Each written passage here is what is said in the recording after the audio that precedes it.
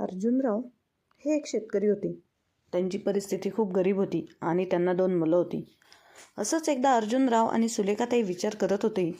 आज किलबिलणाऱ्या डोळ्यांनी दोन्ही आई बाप आपल्या डोळ्यात अश्रू आणून आशेने मुलांकडे पाहत होते आणि मनामध्ये विचार करून रडत होते. कोणासाठी इतके कष्ट करून जीवन काढले?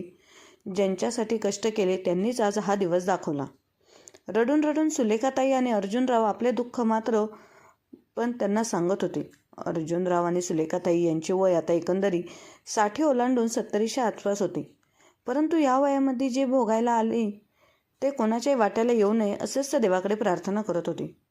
देवा, कोणत्या जन्माचे पाप म्हणावं की कर्म म्हणावं म्हणून हे दोन मुलं पोटी जन्माला आली आणि दोन्ही मुलांसाठी काही कमी पडू न देता चांगले संस्कार केले, तरी पण त्याच मुलांमध्ये आज आमच्यावर ही वेळ आली. कुटुंब ग्रामीण भागातील होते असल्यामुळे काम आणि कष्टाची फारच सवय जरा जास्तच होती. अर्जुनरावांचं गाव हे ग्रामीण भागातील असल्यामुळे शेतातून जास्त काही इन्कम मिळत नव्हती. अर्जुनरावांनी विचार केला, शेतामध्ये काही पीक येत नाही, जास्तीचे काही इन्कमही मिळत नाही आणि चौघांचा कुटुंब म्हणावं तर खर्चही जास्त असतो आणि 2 मुलं आहेत. जसा जन्म देणारं कर्तव्य आहे तसेच शिक्षणाने चांगले संस्कार देणे ही आपली जबाबदारी आहे. यासाठी मला काहीतरी करावं लागेल. अर्जुनरावांनी आपल्या 2 मुलांना आणि सुलेखाताईंना घेऊन मुंबईमध्ये येऊन वास्तव करण्याचा निर्णय घेतला. मुंबईला आल्यानंतर अर्जुनराव सुलेखाताईंना सांगितलं, मला मिळेल ते काम मी करेल, परंतु तू फक्त आपल्या 2 मुलांचे चांगले संगोपन कर आणि पालनपोषण व्यवस्थित कर. त्यांना कुठली कमी भासू देऊ नकोस. आपण आपल्या मुलांसाठीच मुंबईला आलो आहोत हे मात्र विसरू नकोस. त्यांचे शिक्षण, त्यांचे खाणंपिणं, त्यांची संपूर्ण जबाबदारी ही आपली आहे आणि आज जर आपण त्यांना चांगले शिक्षण दिले तर आज केलेले कष्टाचं फळ आपल्याला आपल्या म्हातारपणी मिळेलच.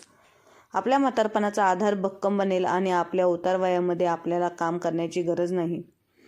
सुलेखाताईंनी सुद्धा आपल्या पतीच्या होला हो म्हणावं आणि सांगावं, तुम्ही काही काळजी करू नका, मी सर्व काही व्यवस्थित करेन. अर्जुनराव स्टेशनवरती काम करायचे. कोणी लांबचे प्रवासी आले तर स्टेशनवरून त्यांच्या बॅगा उचलून एअरपोर्टवरती नेऊन देणे. एखादं श्रीमंत कपल असेल तर त्यांची बॅग उचलून त्यांच्या घरापर्यंत येऊन देणे. अशी छोटी मोठी कोणतीही कामे करत होती. परंतु आता जसे मुलं मोठी होत चालले होते तसा खर्चही वाढत चालला होता. अर्जुनरावांना याची जाणीव झाली होती. परंतु किती काम करून पैसे तर तेवढेच घरात येत होते हे मात्र सुलेखाताईंच्या लक्षामध्ये येत होते. आता त्यांनी ठरवलं की आपल्या नवऱ्याला मदत म्हणून आणि संसाराला हातभार लागावा म्हणून त्यांनी घरच्या घरी डबे बनवण्याची पद्धत सुरू केली. सुरुवातीला डबे कमी होते, परंतु नंतर मात्र सुलेखाताई त्यांच्या जेवणाची चव लोकांना समजली आणि तसंच हे डबे वाढू लागले. डबे वाढल्यानंतर अर्जुनराव सकाळ संध्याकाळ डबे पोहोचवत असायचे आणि मग उरलेल्या वेळामध्ये स्टेशनवरच काम करायचे. यामधून आता जेमतेम घर चालेल एवढा पैसा येत होता. परंतु सुलेखाताईंच्या मनामध्ये नेहमी एक सल असायची. 2 मुले आहेत, गावाकडे शेती देखील इतकी नाही, प्रत्येकाला एक निदान रूम तरी घेऊन द्यावा. आता मी हे काम करू लागत आहे आणि दोघांच्या कामातून पैसे बऱ्यापैकी मिळत आहेत. सुरुवातीला एकतरी रूम घ्यावा म्हणजे डोक्यावरचा भार हलका होईल. असा विचार करून हलाखीचे जीवन जगता जगता सुलेखाताईंनी आणि अर्जुनरावांनी एक रूम घेतली. मुलांच्या शिक्षणाचे कशाची कमतरता भासत नव्हती. मधून अर्जुनराव त्यांना देखील पोरांना अभ्यास सांगायचे देखील, पोरांनो अभ्यास करा बरं का, तुमच्यासाठी सगळी मेहनत चालू आहे. मला देखील हो म्हणत होते, मुलं देखील हो म्हणत होते. बघता बघता अर्जुनरावांची मेहनत आणि सुलेखाताईंचं कामाचं फळ त्यांना मिळालं. त्यांची 2 मुलं लहानपणापासून अतिशय हुशार होती. ग्रामीण भागातील असल्यामुळे तब्येतीने कणखर होती. मैदानी खेळ असो वा पुस्तकी ज्ञान असो, कशातही यश आणि रुद्र मागे नव्हता. आईवडिलांची पाहून डोळ्यांनी मनामध्ये निश्चय केला होता, काय झालं तरी लवकरात लवकर स्वतःच्या पायावरती उभे राहून आईवडिलांच्या खांद्यावरची जबाबदारी आपल्या खांद्यावर घ्यायची. दोघांचेही शिक्षण पूर्ण होतच आलं होतं आणि जसजशी मुलं मोठी होत चालली होती तसतसे आईबाबांना सांगायचे, आई बाबा बस आता फक्त 1-2 वर्ष मेहनत करा, त्यानंतर तुमचे सुखाचे दिवस येणार आहेत. आईबापांना देखील आनंद होत होता. मुलांना आमच्या कष्टाची जाणीव आहे आणि आमचे कष्ट केल्यास सार्थक होईल. यश आणि रुद्र दोघेही चांगल्या नोकरीला लागले. आता अक्षयरावांच्या आणि सुलेखाताईंच्या घरची परिस्थिती सुधारली. गावालाही त्यांनी चांगली प्रगती केली होती. शेती सुधारली आणि गावी मोठा बंगला बांधला. सगळं काही सुरळीत चाललं होतं आणि आता अर्जुनराव यांनी आपल्या दोन्ही मुलांना सोबत घेऊन चर्चा करण्याचे ठरवलं. बाळांनो, आपलं गावी तर जमीन बंगला बऱ्यापैकी व्यवस्थित झालेला आहे. शहरामध्ये देखील एक रूम झालेली आहे. तुमचे शिक्षण देखील पूर्ण झाले आणि तुम्ही नोकरीला देखील लागले. आता मी आणि तुमची आई खूप दमत चाललेलो आहोत. दिवसेंदिवस आता आम्हाला काम होत नाही. फक्त एकच स्वप्न बाकी आहे, ते म्हणजे अजून एक रूम करून घ्यायची आणि तुमचं लग्न करायचं. आणि तेही तुम्ही दोघांमध्ये एक रूम घ्या, जेणेकरून उद्या भविष्यामध्ये तुमच्यातही भांडण नको आणि दोघांना एक एक रूम राहण्यापुरती होईल. दोन्ही मुलांना वडिलांचा निर्णय आवडला. दोघांनी सांगितलं, बाबा तुम्ही काही काळजी करू नका, आपण एक रूम घेऊन टाकू आणि आम्ही दोघेही त्या रूमचे हप्ते फेडू. त्यानंतर बाबांनी सांगितलं, बाळांनो, आता तुमचे देखील वय झालं आहे. आता तुमच्या लग्नाची काहीतरी तयारी करावी लागेल. एकदा का तुमचे लग्न झाले, दोघांचे 4 झाले की आम्ही आमचे मोकळे झालो. दोघांनी बाबांच्या होला हो करत लग्नासाठी होकारार्थी मान हलवली. आपल्या दोन्ही मुलांना मुली पाहण्यासाठी सुरुवात केली. परंतु बाबांनी पाहिलेली मुलगी मुलांना आवडत नव्हती. अर्जुनरावांनी त्यांना सांगितले की तुमच्या चॉईसनी मुलगी पाहणार असेल तर आम्हाला चालेल आणि आधीच दोघांनी आपल्या लग्नासाठी मुली पाहून ठेवल्या होत्या.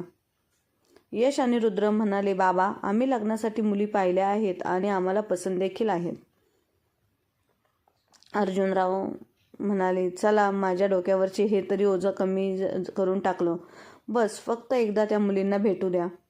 बाबांनी दोन्ही मुलींना सांगितलं, दोन्ही घरच्या मुलींचा पाहुण्यांना आपल्या घरी जेवण्यासाठी बोलावून घ्या, तेव्हाच मुली पाहण्याचा कार्यक्रम करूयात. दुसऱ्या दिवशी यशने आणि रुद्रने त्यांच्या होणाऱ्या बायकांच्या घरच्यांना फोन केला आणि सांगितलं, आमच्याकडे उद्या जेवणासाठी या.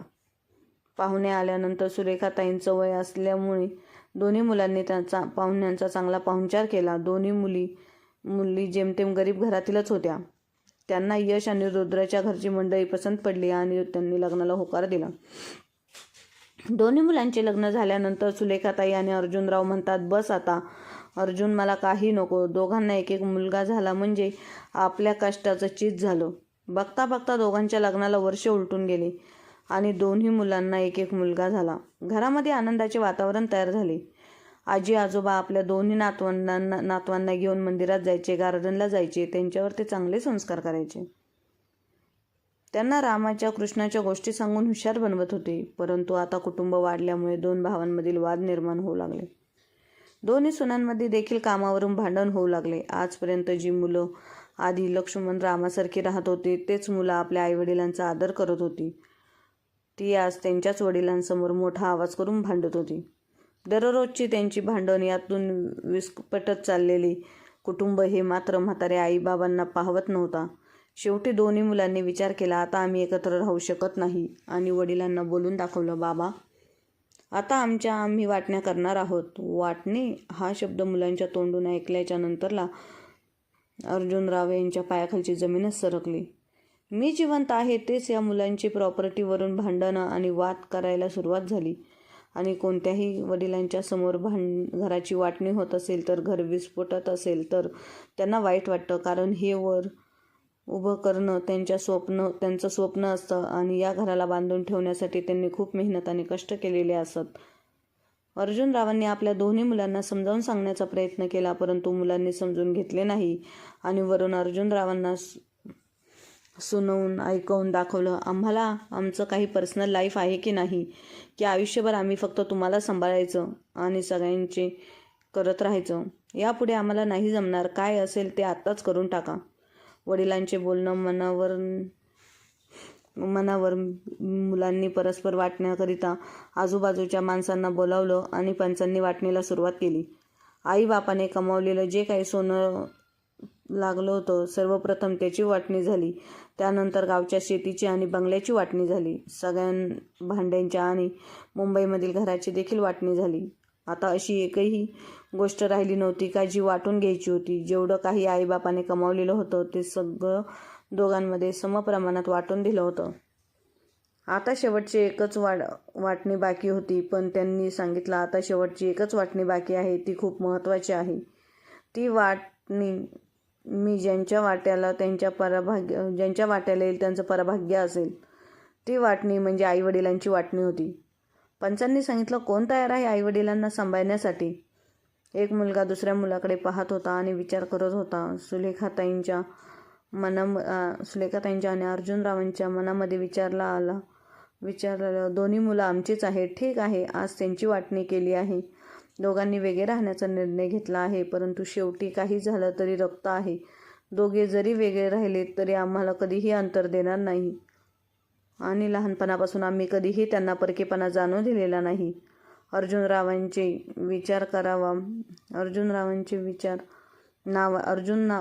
विचार करत मारुतीच्या मंदिरामध्ये मिळालेला प्रसाद मी स्वतः न खाता माझ्या मुलांसाठी हातामध्ये घरी घेऊन येत होतो.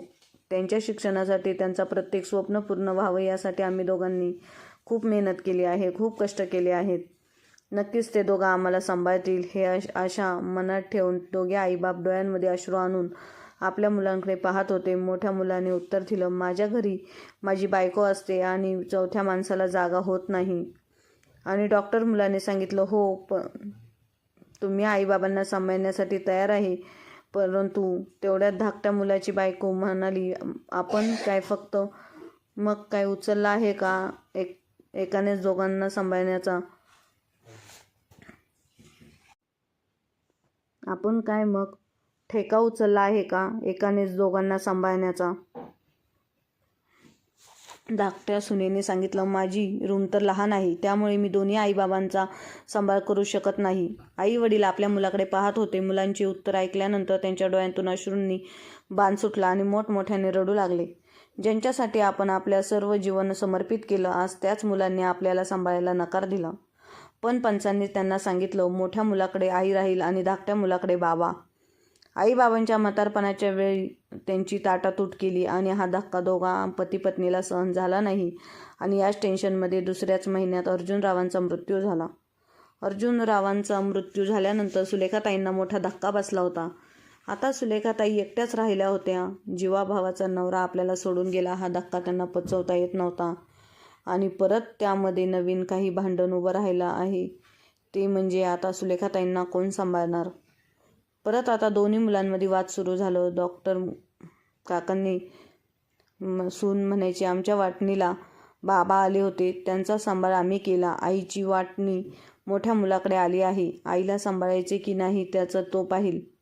बाबांचं सर्व काही विधी आम्ही पार पाडला आहे. आईची जबाबदारी मोठ्याची आहे. त्याला जमत असेल तर त्याने सांभाळावं, नाही तर सर्व त्याने आईला वृद्धाश्रमात सोडून यावं. परंतु आम्ही काय सांभाळायला तयार होणार नाही आणि आपल्याला लहान पोराच्या आणि तोंडून आलेले शब्द, सुनेच्या तोंडून आलेले शब्द सुलेखाताईंच्या काळजाला होल करून आरपार जात होते. सुलेखाताई विचार करत होती की हा तोच मुलगा आहे का ज्याला मी जन्म दिलाय, लहानाचं मोठं केलंय, त्याचं पालन पोषण सांभाळ मी केलाय. आज तोच मुलगा सरळ बोलतोय, मी बापाला सांभाळले, आईला सांभाळू शकत नाही आणि वरून बोलते की वृद्धाश्रमांमध्ये नेऊन सोडायला. आईला खूप वाईट वाटत होतं, परंतु आई मनामध्ये रडत होती आणि दोन्ही मुलांमध्ये भीक मागत होती. पोरांनो कृपा करा माझ्यावर, हवं तर तुमच्याकडे मी पदर पसरून भीक मागते, पण मला वृद्धाश्रमामध्ये टाकू नका. काय असेल शिळपाक तुम्ही मला द्या, ते खाऊन मी तुमच्यापाशी दिवस काढेल, पण मला वृद्धाश्रमामध्ये सोडू नका. एक आई रडून आपल्या दोन मुलांपुढे हात जोडून भीक मागत होती सांभाळण्यासाठी.